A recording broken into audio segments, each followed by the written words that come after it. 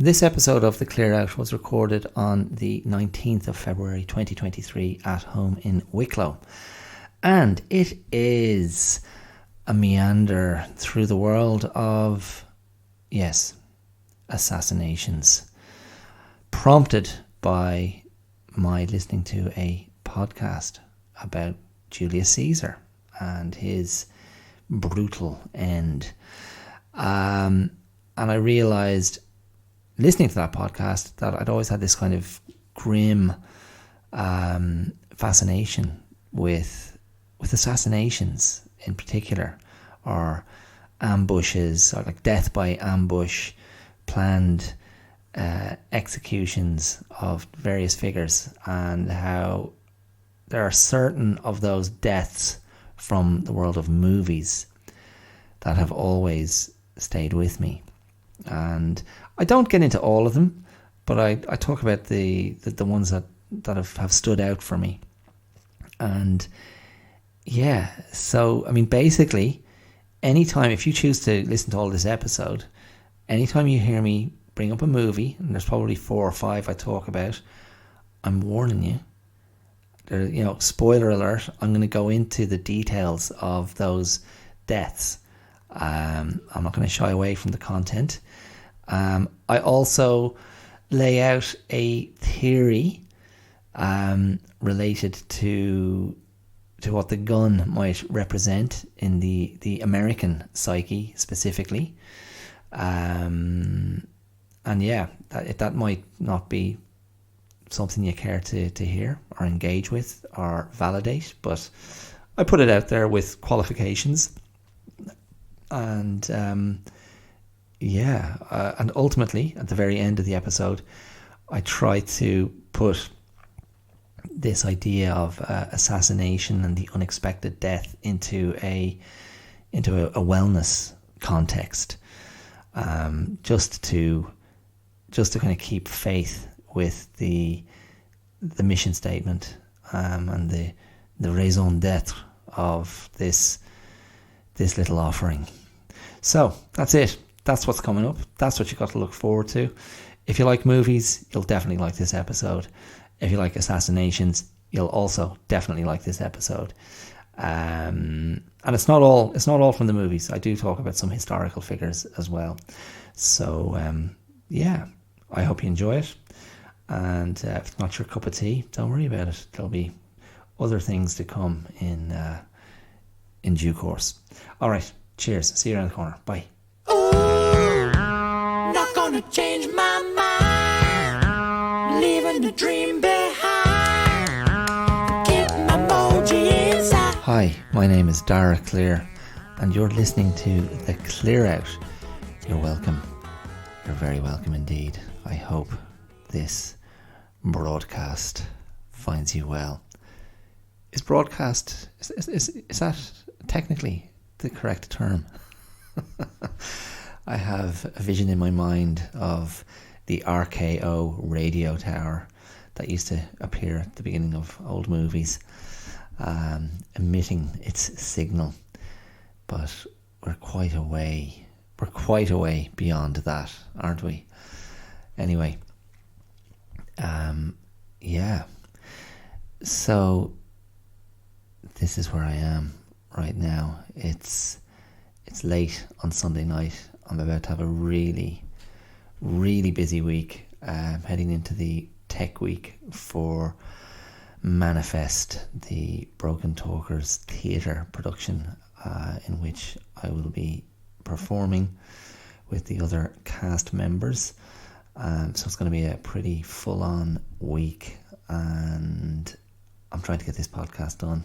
I was going to do it earlier today, but the window wasn't there. It was going to be too much of a squeeze, so I'm getting it done now. So when this is released, which will be Thursday the 20-something, the 23rd, that's actually going to be our first preview of the show.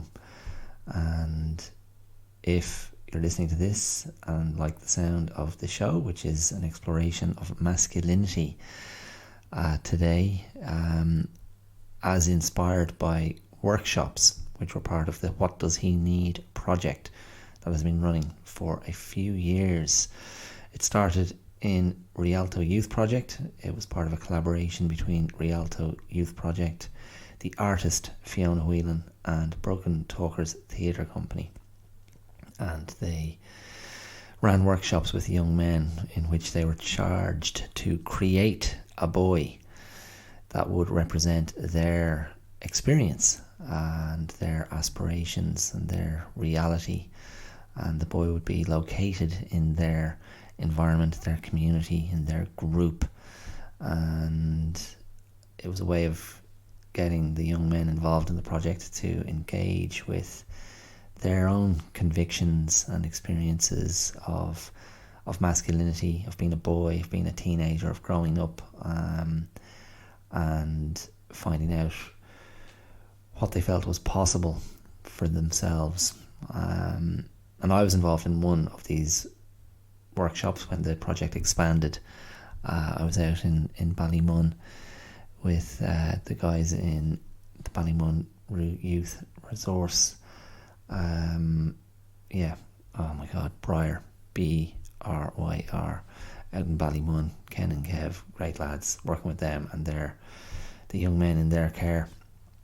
So this theatre production is a theatrical iteration of the workshops, of the work that was done in the workshops, and it is not literal, it's not verbatim, but inspired by the dialogues that took place, the conversations that took place, the work that has happened in different community youth projects around Dublin over the last few years, and of course, it's more interesting than just a verbatim transmission of things that were said. And yeah, I'm very excited to be involved in it. I've mentioned this a few times in the episodes since the start of the year. But this time next week, whatever episode, I don't know what the hell I'll be talking about, but I'll have some thoughts on how the show is going. It's just a short run from the 23rd of February to the 4th of March. So yes, if you're interested, go and check it out. Go and buy tickets. They're selling fast. You can get them at the website for the Project Arts Centre in Dublin. So do check it out. Anyway, that's all a bit of a long-winded way of giving you the reason that I'm recording this late on a Sunday night in #blessed. Well, the house is quiet. The girls are asleep, and I have a quiet moment now to do this. So I'm just going to get straight into it, and I'm not really sure what thesis I'm presenting this week, but, and don't be put off by this, I'm going to talk about assassinations, historic and fictional assassinations. And this is not going to be comprehensive. It's not going to be every single assassination of significance. I'm going to cherry pick, and I'm going to tell you talk about assassinations that have fascinated me and resonated with me. And I just want to explore my responses and reactions and revisit some infamous planned killings, I suppose, is what we're talking about. And then ultimately perhaps try to draw, as ever, some thread to wellness. If I can, it remains to be seen if I'm successful in that objective. In fact, to call it an objective is somewhat of an overstatement. I think it'll be a happenstance, a fluke, a coincidence if I manage to draw a thread to wellness of some sort. I have an idea that's percolating, but I'll wait and see. I'll wait and see what comes up. Now, you might be going, why in God's name is he talking about assassinations? What is so interesting. And is it not just a little bit morbid and macabre? Yes, I think it is those things, and that's part of the fascination. But specifically, this little nugget, this kernel of an idea, was inspired by listening, which is so often the case with things I talk about on the podcast. Well, maybe not so often, but certainly not unusual for me to be inspired by something I've heard or seen or read, and then that gives me some juice with which to make more juice. And maybe my juice is a watered down version of the first bit of juice, but no, I hope not. I was listening to a great history podcast which was recommended to me by a friend. It's called The Rest is History, and I'm not going to remember the names of the two English historians who have a great rapport and an impressive depth of historical knowledge and an evident enthusiasm for their chosen subject. And so I found myself revisiting the podcast fairly regularly. And just recently, maybe even as recently as last week, and maybe not, maybe I was listening to an archival episode, but I listened to one of their episodes which was all about the assassination of Julius Caesar. That's right, Julius Caesar. And when I was listening to it, I was just getting these sort of flashbacks or emotional memories or ripples from the past that reminded me of how the assassination of Julius Caesar was, how it was something that fascinated me when I was young. I mean, I think as a teenager, I'm not sure when I first knew of that part of Roman history, and if it predated being exposed to Shakespeare's play. I don't think I've ever sat through the Hollywood black and white version, which I think was it Louis Calhern as Caesar and Marlon Brando as Mark Antony. Was he Mark Antony or was he Brutus? I don't know how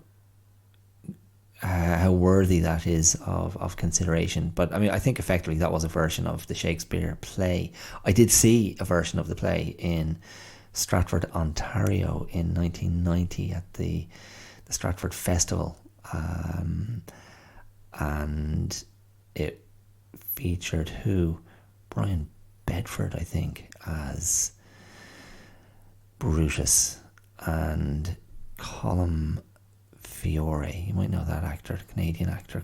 Is it Fiore? I'm not sure if that's how you pronounce his name. He's a face you'd know from things like Face Off, of all things.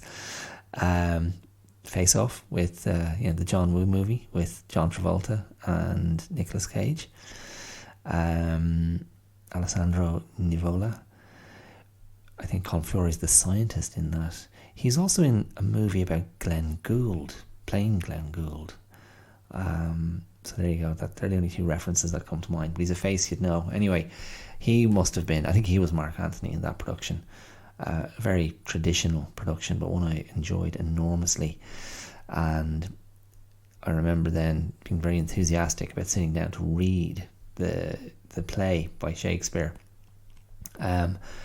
But there was, I mean, I've been thinking about this for the past week and trying to identify or home in on this specific thing that exerted such a hold on my imagination, and to an extent still does. And there is something chilling, I think, about the helplessness of the target of an assassination. And in Julius Caesar's case, this idea that there were multiple conspirators, and chief amongst them his formerly loyal friend Brutus. And there's something about the... I don't know if it... I think something about picturing Caesar in little less than a bedsheet, which is often how I think of togas, Roman togas, and the sort of the vulnerability of that clothing, and how there was really nothing that was going to protect him from the blades that were wielded and so viciously brought about his death. And then the extra sort of chill, in that the conspirators were known to him, were on some level, I mean, I don't know if to say they were friends, but they were his familiars, I suppose. Even if they were political rivals or reluctant allies, reluctant senators under his command. But listening to the brilliant podcast, and I'll throw in a link to that episode of The Rest is History, because it lays out in considerable detail the lead up to the assassination and the rather dire consequences for those who were amongst the conspirators, and there was much bloodshed afterwards, brutal reckonings brought down on the heads of those who had dared to slay the would-be emperor, and yeah, really well told by the guys on The Rest is History, and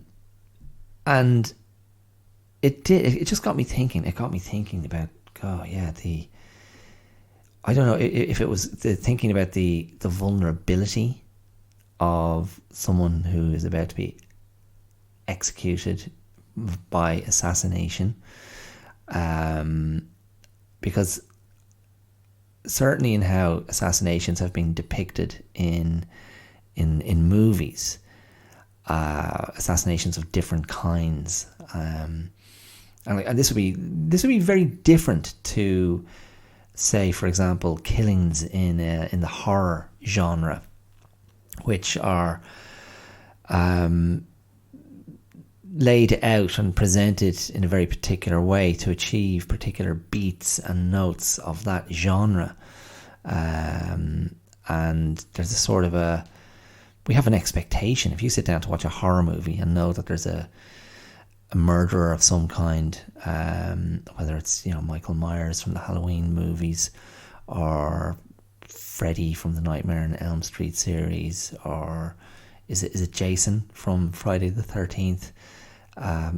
We have an expectation that many people will be dispatched in variously gruesome ways by the killer, by that figure of horror, and in a way, the killer is the hero of the piece. Even though there's usually a protagonist that we're meant to throw our lot in with, which would be Jamie Lee Curtis, of course, in the Halloween movies.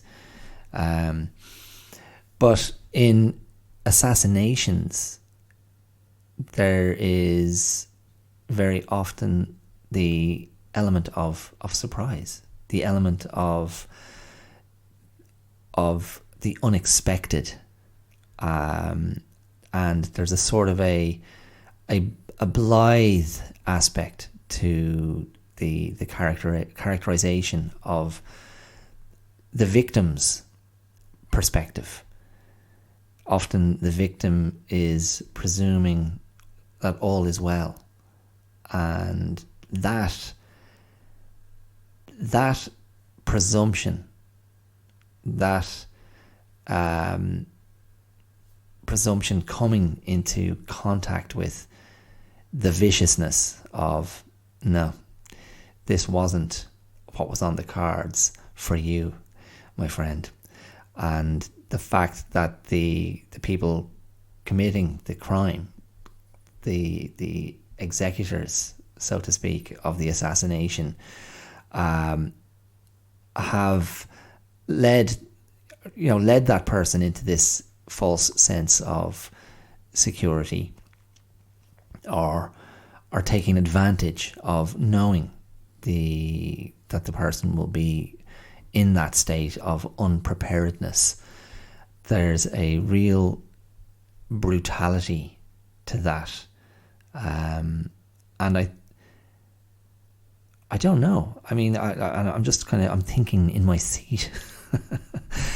I don't know if there's something about that speaks to the most brutal aspect of the human psyche.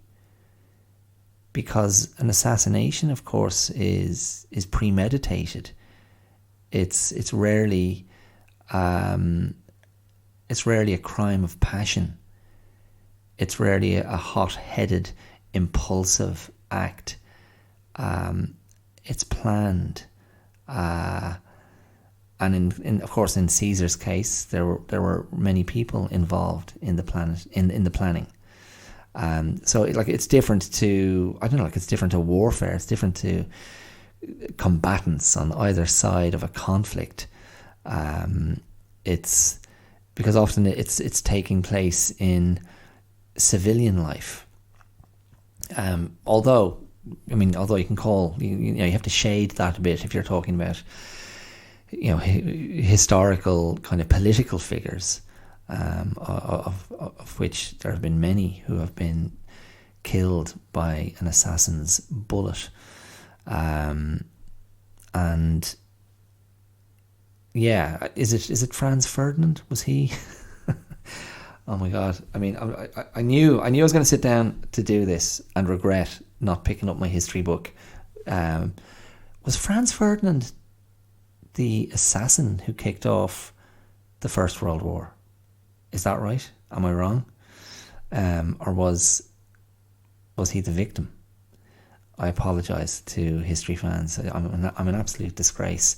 But look, I shouldn't be walking myself into cul-de-sacs. I should lean into what I do want to talk about, which is to sort of just to cherry pick these assassinations that really jumped out to me as a young consumer of movies, and particularly of movies.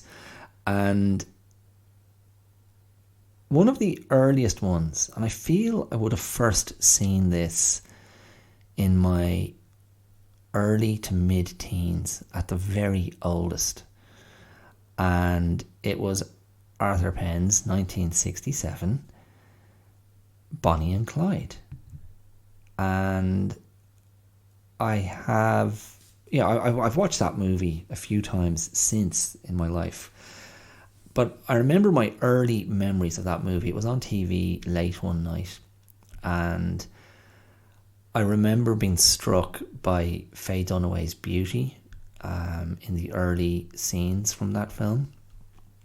I remember on some level also being struck by Warren Beatty's beauty, or his handsomeness, his good looks, his kind of cool, and then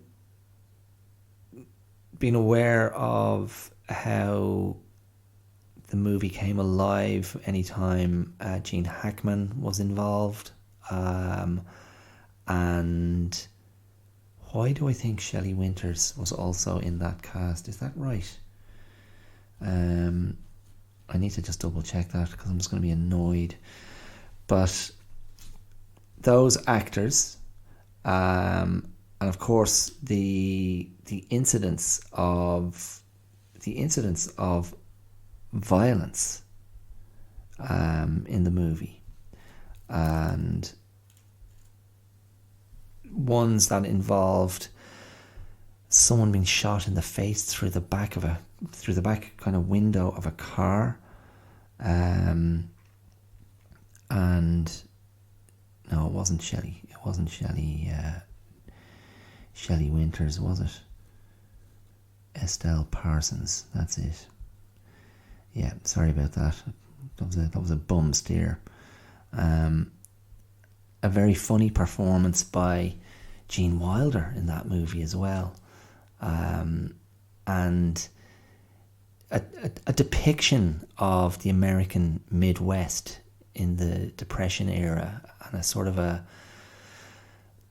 artful stillness to a certain sequence when they were sitting out in a field, like a cornfield, and very kind of staged and picturesque looking, and that was all fine. And I didn't, at that young age, I didn't grasp the sexual dilemma that was playing out between Bonnie and Clyde, but I was very clear that my allegiances lay with them, that they were outlaws, that they were young, they were beautiful, they were interesting, they were compelling, and I'd been programmed by all the movies I'd watched up until that point to fall in with the outlaws. And of course, that's not an accident, because that's, they're deliberate narrative choices. They're the deliberate narrative choices of the directors, the storytellers, and the byproduct of the actors who were cast in those roles. You're not going to not throw your lot in with Paul Newman in The Left-Handed Gun as Billy the Kid. That's just, of course. Like Paul Newman's compelling screen presence, you're going to go with him. Billy the Kid, just to jump out there very quickly, another one of these characters who, infamously was shot in the back by Pat Garrett. And gosh, I'm finding myself questioning that now and wondering, is that apocryphal? But that's the story that's come to us over the years, and that's been laid out in different places at different times in different movies. Certainly in Peck and Paws, Pat Garrett and Billy the Kid. Certainly in The Left-Handed Gun. I'm trying to remember when Emilio Estevez played Billy the Kid in the Young Guns movies in the early 90s, how he finished up. Certainly that's a very charismatic performance by Emilio Estevez in the first Young Guns. I thought that was great when I was a teenager. And then in more recent years, the very sort of elegiac, the assassination of Billy the Kid by the coward Robert Ford. Isn't that what it was called? With Brad Pitt and Casey Affleck. Jesse James. Sorry, not Billy the Kid. That was Jesse James. I apologise. So I may have just confused those two. I'm questioning who was shot in the back. Was it Jesse James or was it Billy the Kid? Both of them, or only one of them? But again, outlaws. That's the point. Jesse James, these cowboy outlaws. Jesse James. What's that movie that was made by Walter Hill with all the brother actors in it? The Quaids were in that. The Carradines were in that. The Keaches were in that. I've just gone blank on the name of that movie from the 70s. I might have to check that one out while I'm recording and get back to you on it. But those really, that they were the kind of the original outlaw stories that I identified with as a watcher of movies, the cowboy movies, the cowboy stories. These guys on the outside of the law, sort of pseudo Robin Hood characters, And I mean, it's not like you weren't also at times invited to identify with the lawmen. I mean, Wyatt Earp comes to mind, obviously. But okay, I'm getting away from Bonnie and Clyde because I was trying to get back to those first impressions of Bonnie and Clyde. And so Bonnie and Clyde, as I was saying, I didn't grasp this sexual tension or dilemma that was playing out between Faye Dunaway and Warren Beatty in the movie, and the sort of asexuality of Warren Beatty, or his impotence, or I don't know if it's implied. I mean, I'm still not clear on this. If it's implied that he is gay, but whatever. I mean, I'll come back to that now in a second. But those first impressions, the incidents of violence, the sitting in the cornfield in the daytime in the Depression era in the Midwest of America, and the beauty of the young leads, the kind of electricity of the Gene Hackman performance, and then ultimately the extraordinary end to the movie, where you think, as the watcher, you're going, okay, cool. These characters who I like, who are cheeky and bold and beautiful, they're going to get away with this. They're going to get away with this with their Depression era chic and their Tommy guns, and the beautiful Faye Dunaway and the cool Warren Beatty. They're going to get away with it, and they are stopped on a road by someone who they believe is a friend, and it's captured so brilliantly, the moment of, oh shit, we've been set up here. We've been set up for the ambush. And along the roadside, in the kind of the hedges that line the road, there is an explosion of gunfire, and they are torn to shreds by the relentless bullets. And I might be misremembering this, even though I've watched it relatively recently. I feel like there was a Gatling gun involved as well, and they are peppered, and it's brutal. It's brutal, and there's an awful sort of gut-wrenching, tragic feeling to their end, because we're conditioned. I was certainly conditioned to go, no, they'll get away with this, and they deserve to get away with this. And I didn't know their story at that stage anyway. I mean, I knew, Bonnie and Clyde, the bank robbers from the Depression era, the cheeky posing for photos bank robbers. And there's an interesting part of that as well, the relationship that America has to outlaws, the relationship to fame, the relationship to the public image, the relationship to, between notorious figures and the public at large. I mean, where does that list begin and where does it end? And how is that not understood to be a central theme of American success? And certainly American success in the public eye. I mean, they go hand in hand. And so, yeah, that's. I just remember feeling just almost ill at the horrific and brutal and cold and callous end of Bonnie and Clyde in that movie. So that probably was the first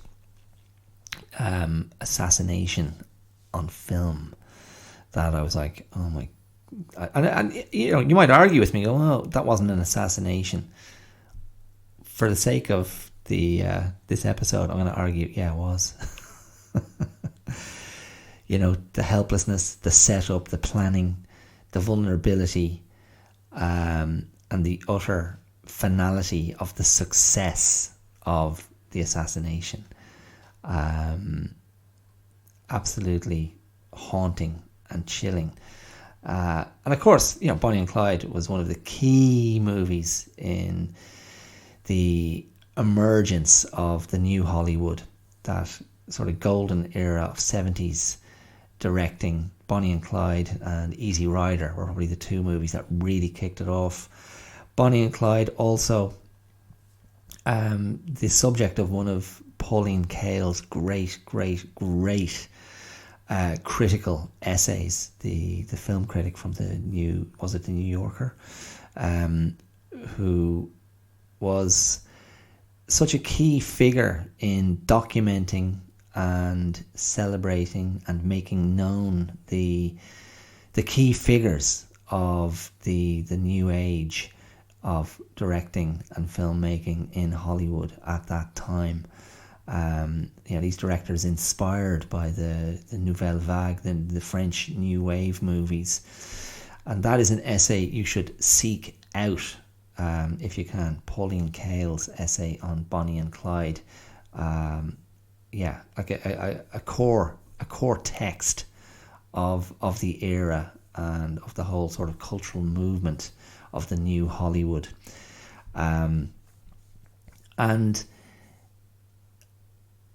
Just to go back then to the kind of sexual politics of Bonnie and Clyde, and maybe this, the implication that Clyde is impotent, or unable, and maybe not actually impotent, but just unable to perform sexually or to complete sexually with Faye Dunaway.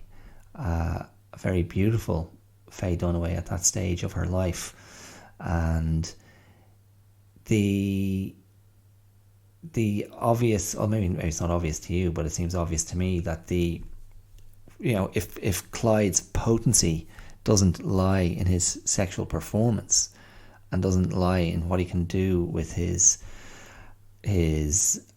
manhood, so to speak, then where does it lie? And of course the answer is it lies in his gun.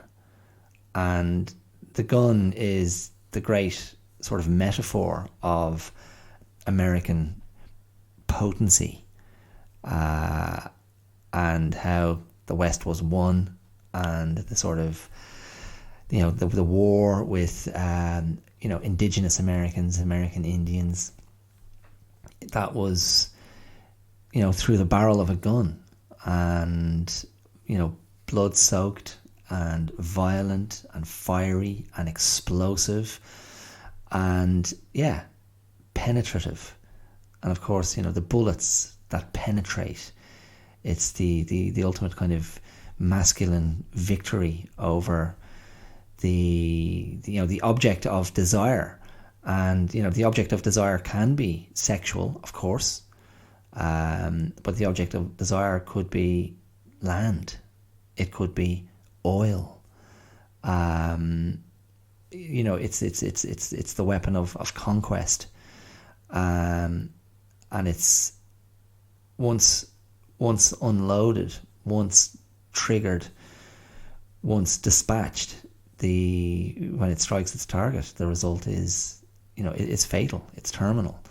And so there's something about that as well, isn't there? There's something about that in the mix with this idea of assassinations, and the idea that, and maybe this is a ridiculous reach, but the idea that my potency, if I'm the wielder of the gun, is going to render you in the kind of the ultimate impotent position, i.e. death. So I'll rob you of any form of potency, and the obviously the potential of life. I'll take that from you, and that's in the mix as well. Like there's something in there. I'm gonna jump around a bit here, because I'm gonna quickly move away from, well, of course Bonnie and Clyde were real figures, even though that was the movie version of their story.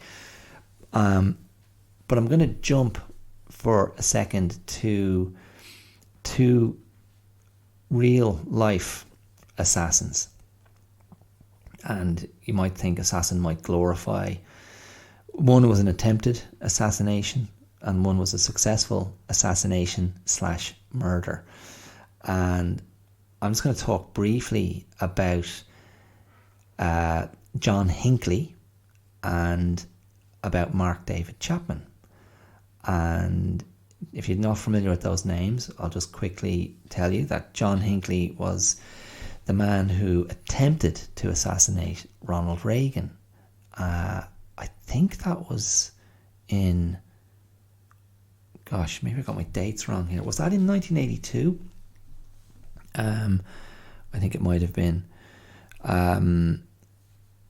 So John Hinckley was the man who attempted to assassinate Ronald Reagan. I think he fired his gun 6 times maybe at Reagan, as he was about to get into his presidential car, and he was shot under the armpit, if I recall correctly.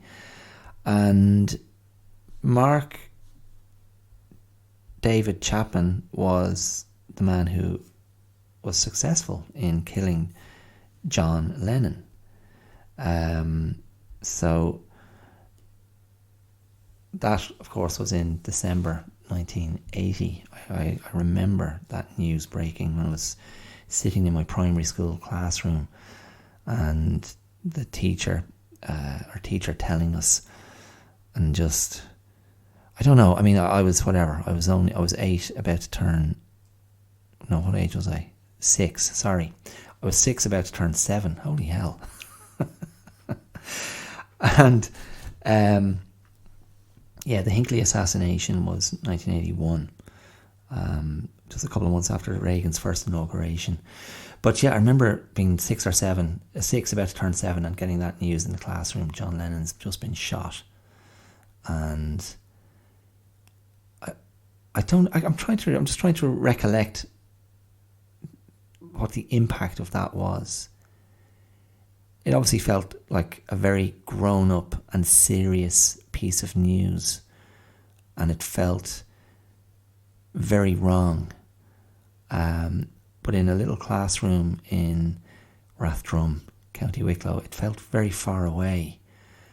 And yet, it felt like, oh, the world isn't really going to be the same again, is it? And it's not. I suppose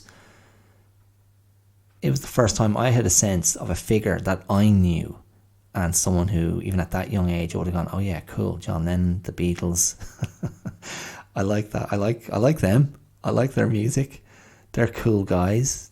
I'd see their pictures up. I know in a friend's house, one of my best buds as a kid, how are you, Will, if you're listening?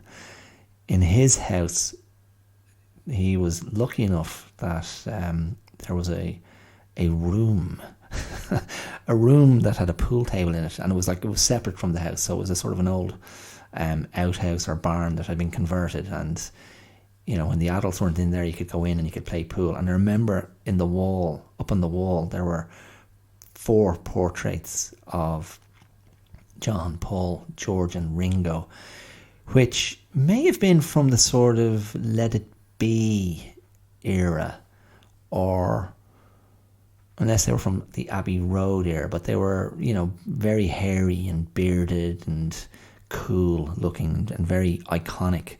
And they were sort of, 4x8 portrait size shots up on the wall. I thought, yeah, those guys, I like them a lot. And so, yeah, as I say, I remember even as a kid at that age having that sort of uh-oh feeling. This isn't good. This is something very sad and dark and nasty.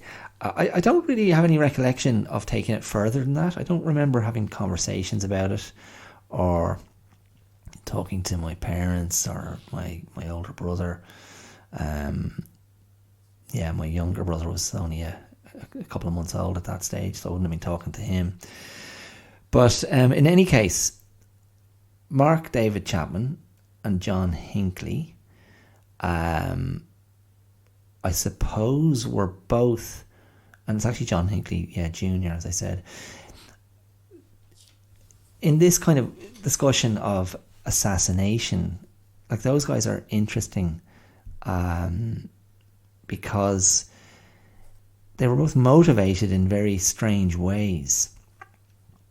In Mark David Chapman's case, he was only a young guy. He was only 25, and he was inspired by the Holden Caulfield character in J.D. Salinger's Catcher in the Rye, and felt that he was sort of an avenging figure, and a figure that was going to call bullshit on what he saw as kind of John Lennon's hypocrisy, and John Lennon's sort of what he saw as John Lennon's anti-religious position. Mark David Chapman was a born-again Christian, and felt he had to take John Lennon to task. In subsequent years, he did admit that he wanted fame and glory, and I think that was a big part of his frame, was that he resented not having the things that John Lennon enjoyed, the fame and the wealth and the success, and he found it galling that John was preaching, imagine no possessions, when he had, yachts and beautiful houses and country estates and lived this glamorous life, and he felt, a la Holden Caulfield, that he was there to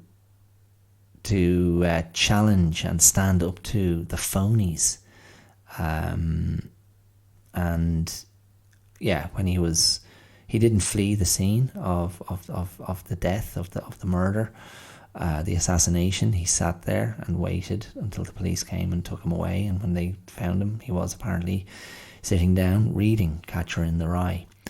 And so that is what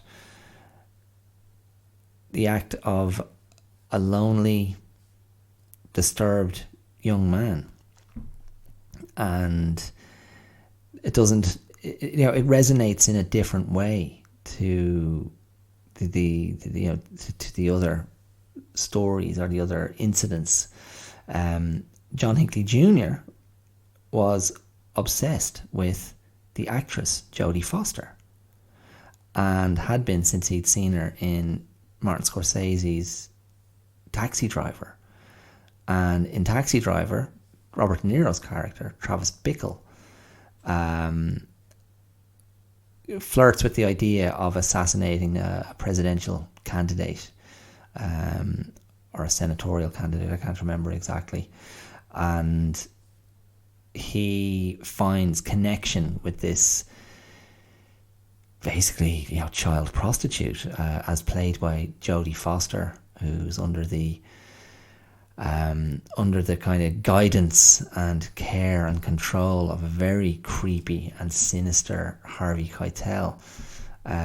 One of the great Harvey Keitel performances, by the way. I mean, I spoke about Taxi Driver in an episode last year, but Harvey Keitel is really unsettling in that movie, and has a very creepy scene dancing with Jodie Foster in a bedroom.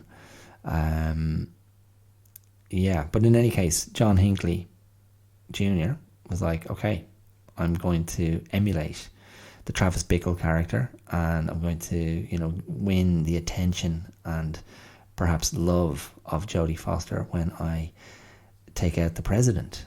And then it's kind of, the layer of, I don't know if it's irony, but, the kind of coincidence of, Ronald Reagan, who had been a very successful film actor, becoming president and becoming the figure that Hinckley Jr. thought needed to be killed. I don't think he had any great personal animus. Is that how you pronounce that word? Animus? animus. Animus will do. Give me a moose. Animus will do. Animus towards Reagan. It was just this kind of delusional fixation on Jodie Foster, and his assassination attempt was unsuccessful in the end. But there's something about Mark David Chapman and John Hinckley Jr. and a desire for fame, a desire for acclaim, a desire to be seen, a desire to be known, a desire to be honoured in some way, a desire to be seen as exceptional. And to me, that speaks of, again, this idea that I would perceive in particularly kind of the American 20th century story, the desire for fame and the desire for success in the public eye, and a conviction that, and maybe this speaks to the Andy Warhol idea of, everyone will have their, whatever it is, the 15 minutes of fame, the conviction that if I can just get everyone's attention for a second, I'll be on my way. And I don't mean I'll be on my way as in I'll be leaving, but I'll be on my way to the top. I'll be on my way to that starry place in the sky, and great things will follow. And thinking of those, of Taxi Driver and delusion and an obsession with fame or achieving fame, it's impossible not to also mention Scorsese's very unique The King of Comedy, with Robert De Niro as Rupert Pupkin, the would-be stand-up, who kidnaps the Jerry Lewis character, Jerry Lewis playing a very sour and embittered version of himself, and Pupkin kidnapping him to go, come on, check out my stuff, check out my act. And of course, when was it? Oh, I was going to say, is it Todd Field who directed The Joker recently with Joaquin Phoenix? It's such a massively direct lift of The King of Comedy. It felt a bit wrong, even though I very much enjoyed The Joker and thought Joaquin Phoenix was excellent in it. The very obvious references and echoing of the King of Comedy, including casting Robert De Niro as the chat show host in The Joker, seemed almost a bit too much. But I don't know. I guess it was, it was a form of flattery. I mean, is that's the line, isn't it? Imitation is the sincerest form of flattery. I mean, Joker succeeds on its own terms anyway. And so well done, lads. Well done. If you're listening, I approved. So anyway, moving away from those guys and those, those assassinations and killings, or attempted killings in the case of Reagan. I remember the Reagan one just as a news story, and I guess it was less chilling or interesting or disturbing because he survived. But then I'm going to jump along, and this is where I'll probably finish up on this topic today before I try and think of how I might somehow morph this into a topic that's germane to wellness. Other than let's not kill each other, or assassins, stop killing people, because that doesn't let them be well. The other great movie, Assassinations.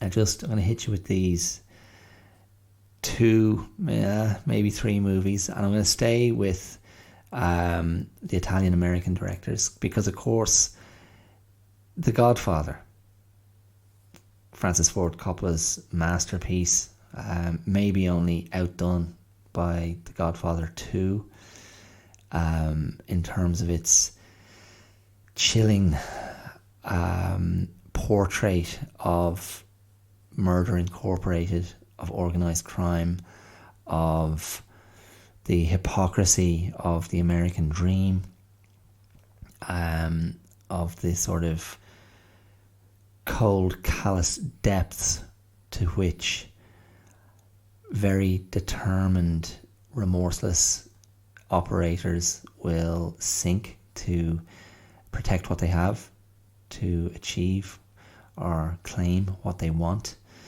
The Godfather remains an amazing piece of cinematic work, and the final sequence, the christening sequence of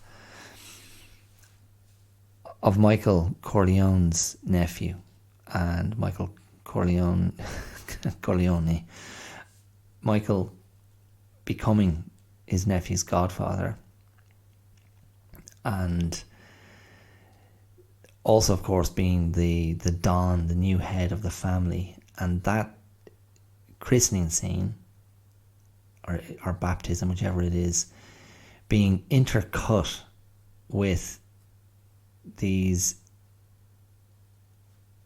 brilliantly violent executions / assassinations of the enemies of the family, while the rites are being exclaimed by the priest and repeated by Michael. It's brilliant. It's just an extraordinary piece of montage filmmaking, of brilliant storytelling, so evocative, so thrilling, so, I mean, I don't know if I'd say disturbing. I mean, I remember seeing The Godfather for the first time when I was like 18 or 19, and just going, yeah, absolutely amazing. And again, I suppose being chilled by the violence, the sort of matter of factness of it, was kind of sickening.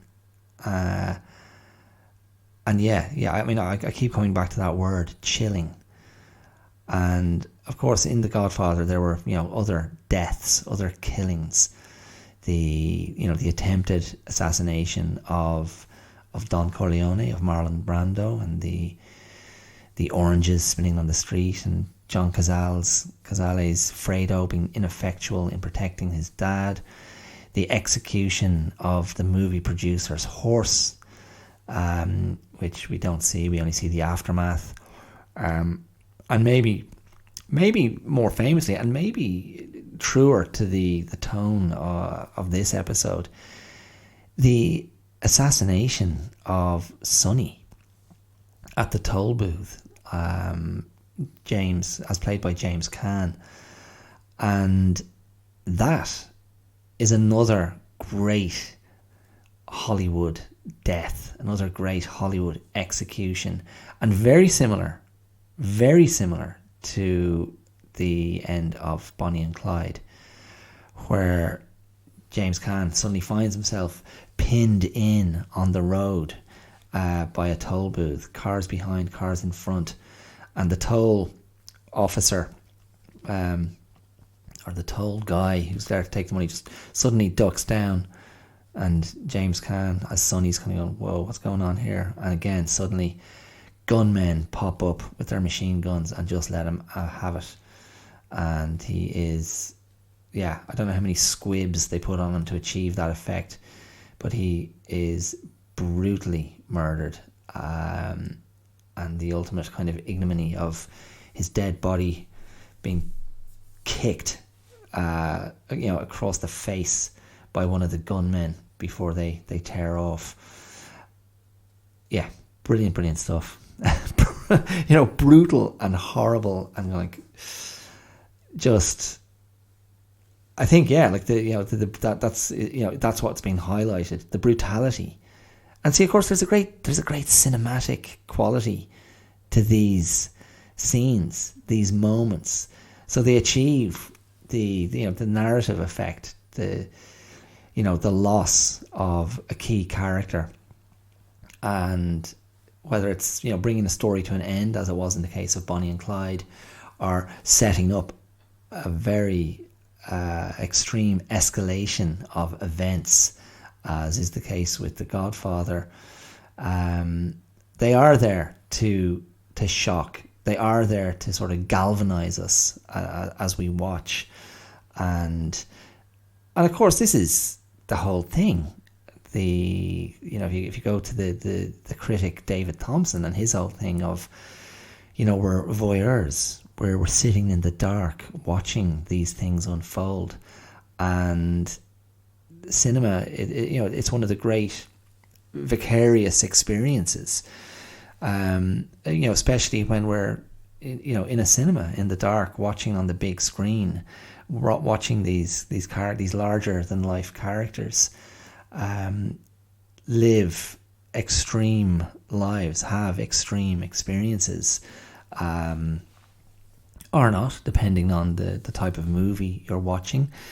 But ultimately, for many of us, there's always a projection. There's always a projection of self into the story, whether we're identifying with someone, whether it's wish fulfillment, whether it's fantasy, whether it's desire, whether it's satisfying a sexual impulse, whether it's satisfying a death wish or a bloodlust, whether it's satisfying a desire for power, manipulation, control, explosive catharsis. This is what movies do to us, and this is what paying your paying for your ticket gives you entry to this world, and it gives you permission to go on that journey. And it's one of the things that remains compelling in the act of watching movies, and it's one of the great transactions of being allowed to watch. And for David Thompson, it's loaded with the sexual desire, the sexual impulse, and it's it's a reason why so many movie actors continue to be objects of attraction, objects of desire, and objects of objects of great kind of beauty, great physical beauty and aesthetic beauty. That's not an accident. They want us to fall in love with them. They want us to want to watch them. That's part of the lure. That's part of the deal. And as a friend of mine who I taught with in Melbourne, she used to say, I don't want to look at ugly people in bad clothes. I want them to look like stars. I want them to be beautiful. I want them to be attractive. That's the deal that I sign up for. So again, The Godfather, like, it has a couple of absolute classics. The James Caan Assassination, and then Michael's Revenge at the very end of the movie, intercut. So so brilliantly by the young Francis Ford Coppola. And then to jump ahead, Martin Scorsese is going to feature twice, and the victim is going to be the same actor.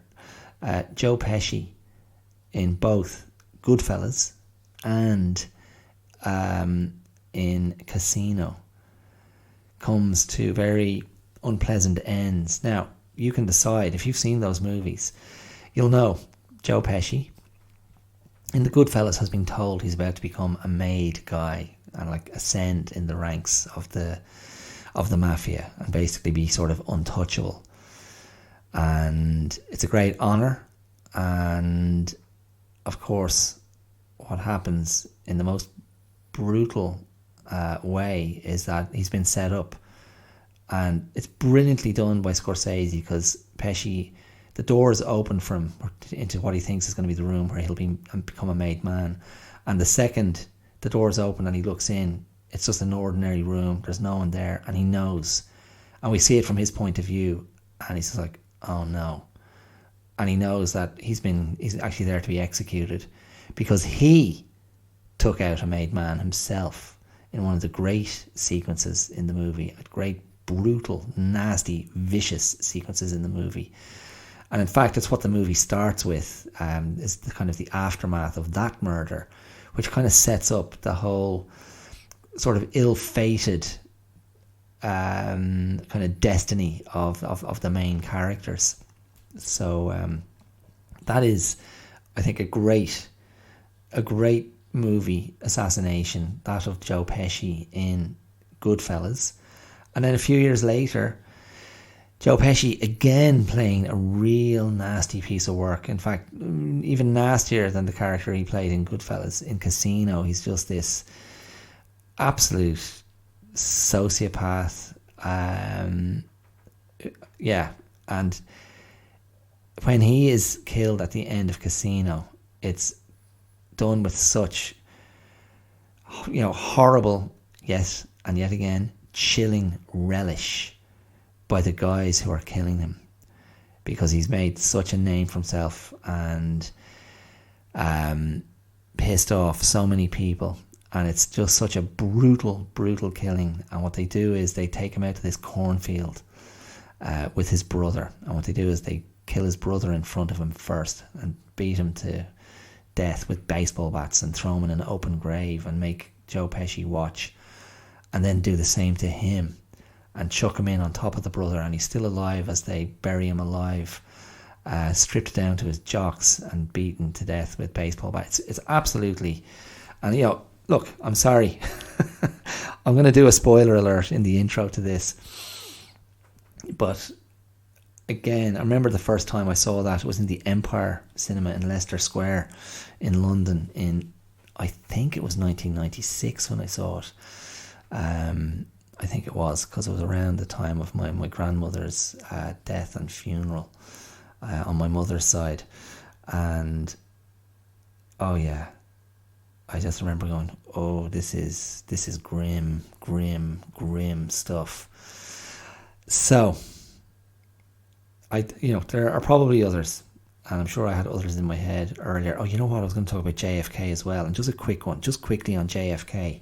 Now, when I say JFK, I'm talking about the actual assassination in 1963, wasn't it? And that, of course, that period in sort of mid-20th century America, where you had these hugely prominent political figures who were shot down, and that is JFK, his brother Bobby Kennedy, Martin Luther King Jr., and Malcolm X, all shot down, all seen as threats, all assassinated, and this kind of idea of the patsy, as in someone who has been fingered for the killing, who wasn't necessarily, this idea that, in JFK's case, there was no lone gunman. Many players were involved. And actually, I don't know the backstory of Sirhan, who killed Bobby Kennedy. And of course, it was Jack Ruby then that killed Lee Harvey Oswald, wasn't it? And those assassinations were on another level. And I think what's interesting about the JFK assassination is that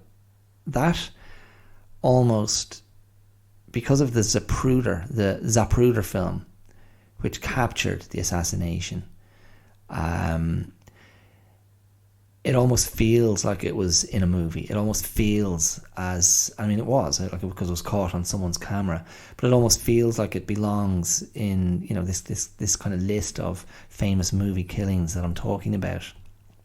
And Oliver Stone used it to great effect in his sort of fever pitch delivery of what he believed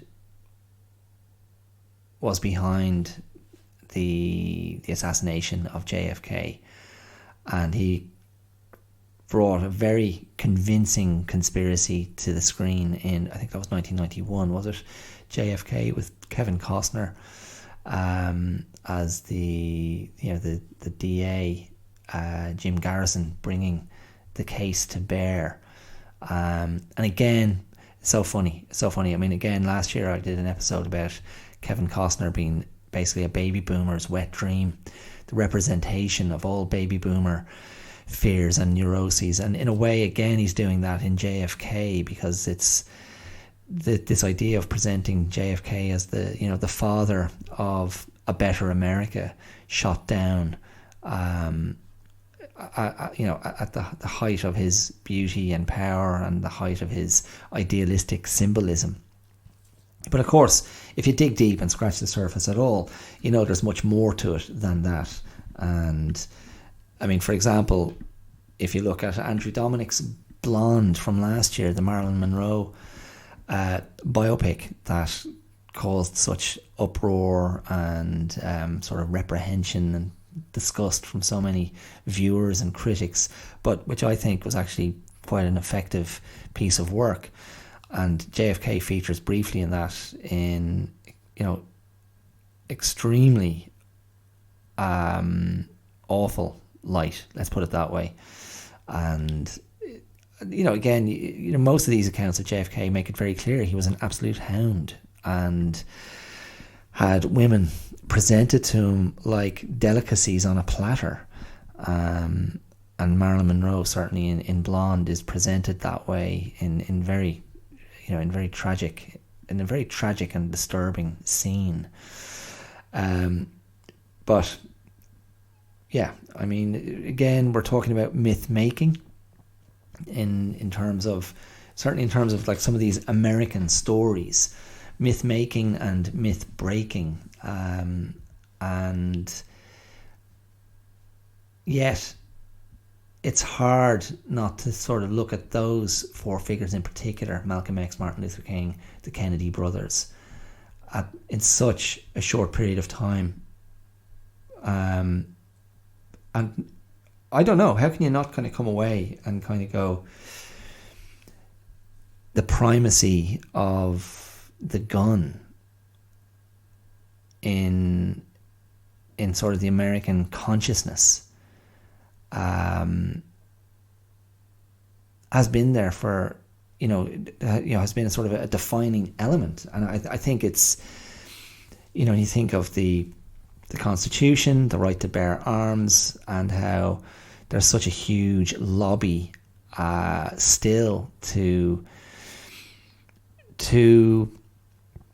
maintain the primacy of the gun in the hands of American citizens, and to have it as a central aspect of American life and a central aspect of an understanding of Americanness or American virility.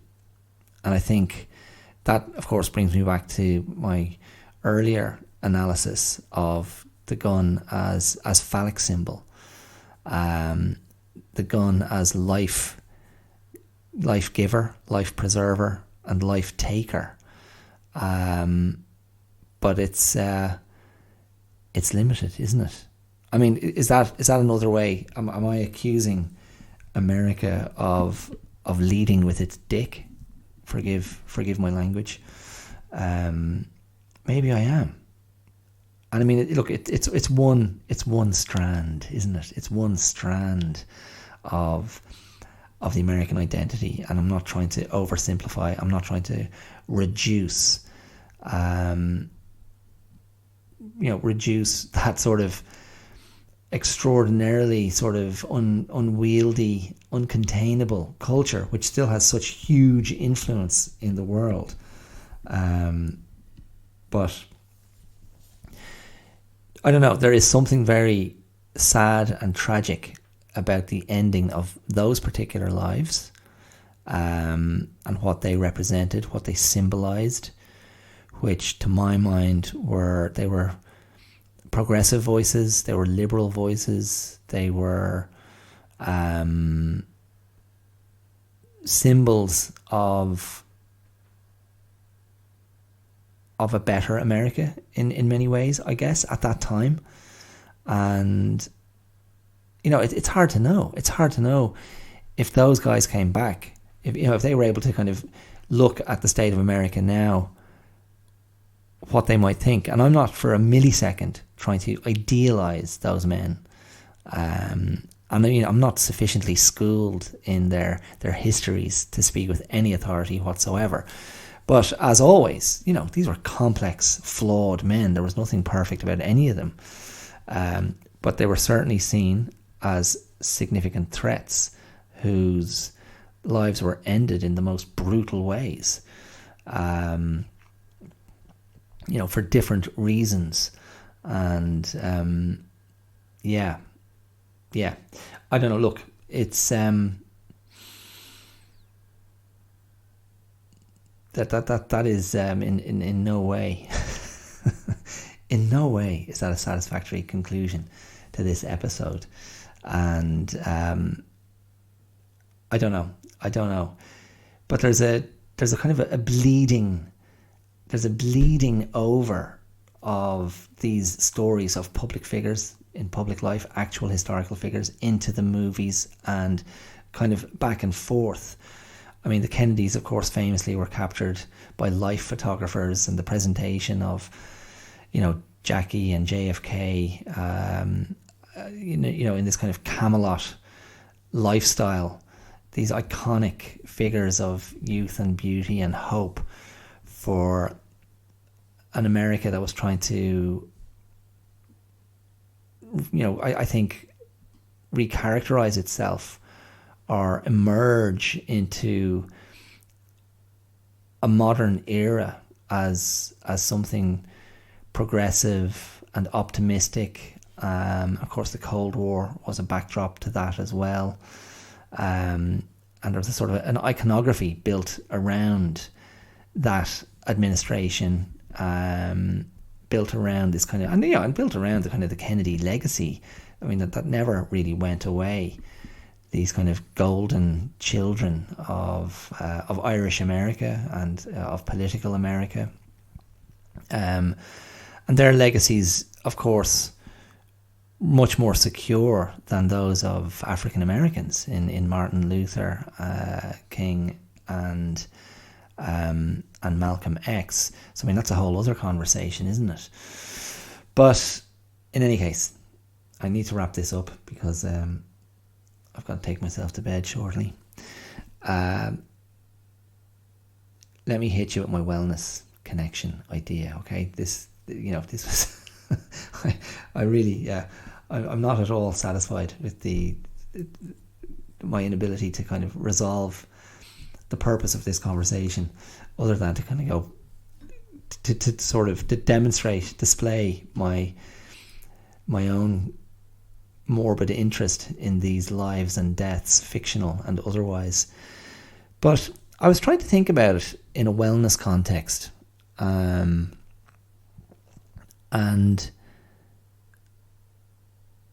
there's a couple of aspects to this. And in a way, one of them is very literal. It's this idea that we can all be got at any time. Now that's a very dark thought, isn't it? But I think we're always vulnerable. Anyone could choose to get us at any time. And I'm not trying to overly kind of characterize the other as a gun person or a mad person or a delusional person or a sociopath or a psychopath or any of that. I'm not trying to be as literal as that. But it's more this idea that, we're always kind of gettable in some way, unless we never leave our room, or go about in an armoured tank. And I don't know, like that. Maybe that's stating the absolute obvious, which is one of my one of my hallmarks. But whatever that kind of represents, this idea of vulnerability, I think the wellness aspect of that is to go, yeah, of course, we're vulnerable. Of course, there's human frailty, there's physical frailty, there is mortality, and we're not invulnerable, invincible, impregnable. Something can always get us, but that's not to stop us from going forth. That's not to stop us from setting out. That's not to stop us from living the fullest life we can.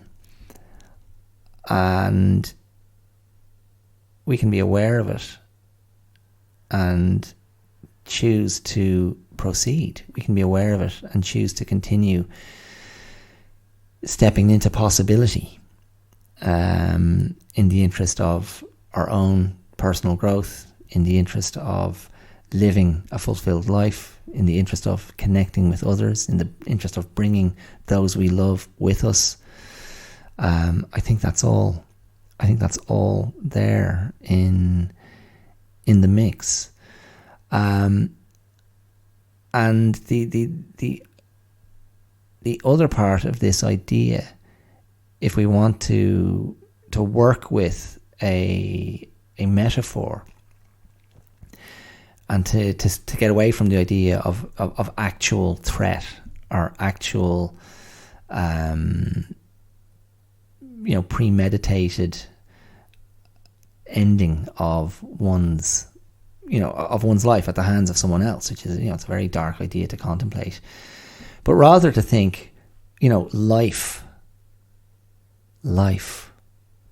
is is like this absolutely incompetent assassin that's always just kind of randomly and accidentally taking people out.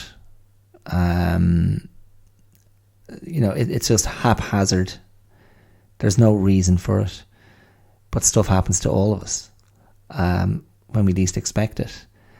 And for some reason, and this gives me an opportunity to revisit movies for a millisecond, Spielberg's Schindler's List has,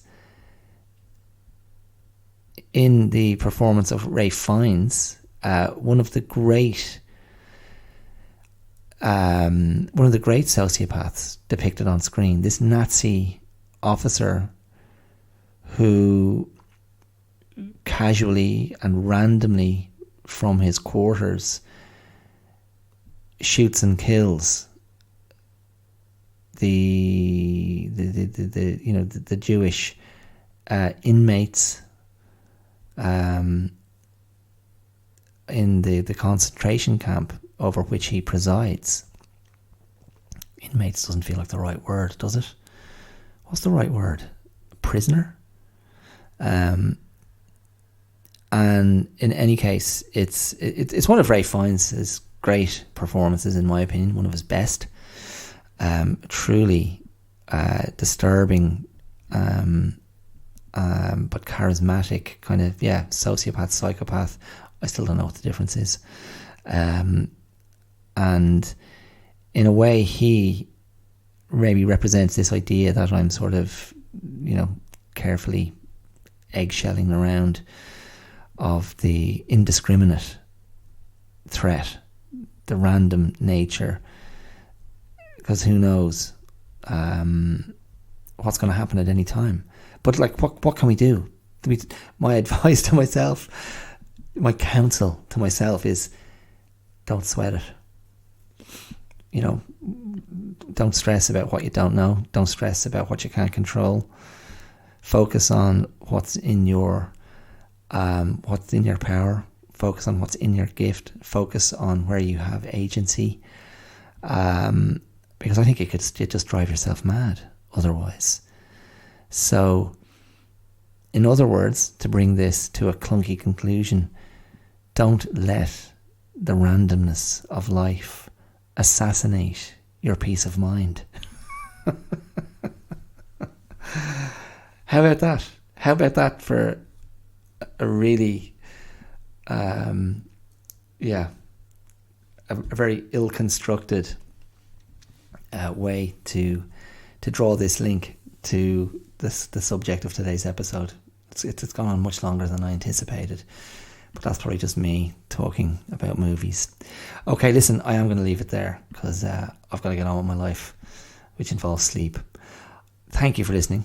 If you're a movie fan, I think you will have enjoyed this episode. If you're a fan of Assassinations, you will have enjoyed this episode. And feel free to give me a shout out on social media, which you can do. You'll find the links wherever you're listening to this. That's YouTube and Twitter and Facebook and Instagram. If you want to support this homegrown, independent podcast, you can.